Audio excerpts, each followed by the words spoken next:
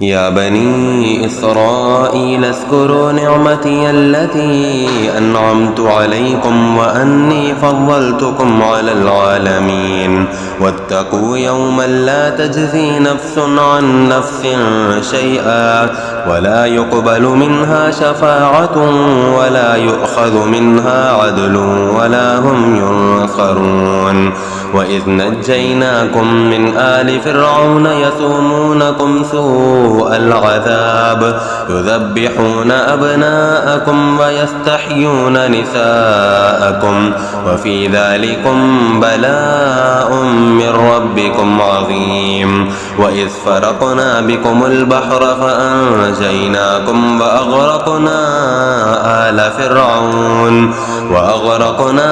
آل فرعون وأنتم تنظرون.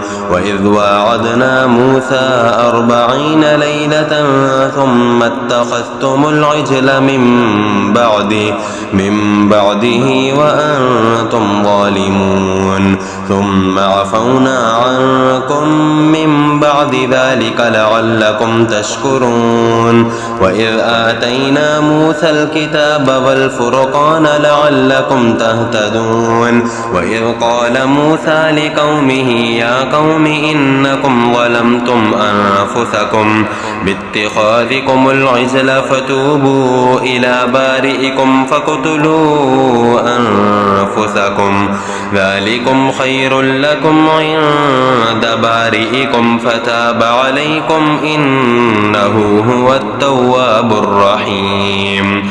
وإذ قلتم يا موسى لن نؤمن لك حتى نرى الله جهرة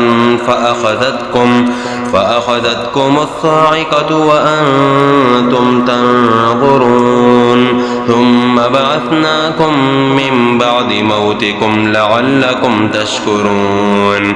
وظللنا عليكم الغمام وأنزلنا عليكم المن والسلوى كلوا من طيبات ما رزقناكم وما ظلمونا ولكن كانوا أنفسهم يظلمون. وإذ قلنا ادخلوا هذه القرية فكلوا منها حيث شئتم رغدا وادخلوا الباب سجدا وقولوا حطة نغفر لكم خطاياكم وسنزيد المحسنين.